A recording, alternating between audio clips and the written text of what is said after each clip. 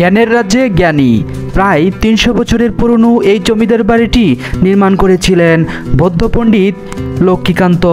জ্ঞানী গণিত সংমিশ্রণে তৈরি হয়েছে একটি বিদ্যাপীঠ, যার নামকরণ করা হয়েছে কলমা লক্ষ্মীকান্ত স্কুল অ্যান্ড কলেজ।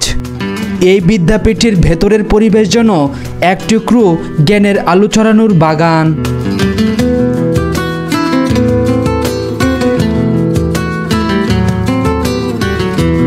এই সবুজের মেলা দেখে মনে পড়ে যায় অতীতের স্মৃতি, যা এখনো চোখের সামনে ভাসে। মনে হয় এ যেন ডানা মেলে আকাশে উড়ছে।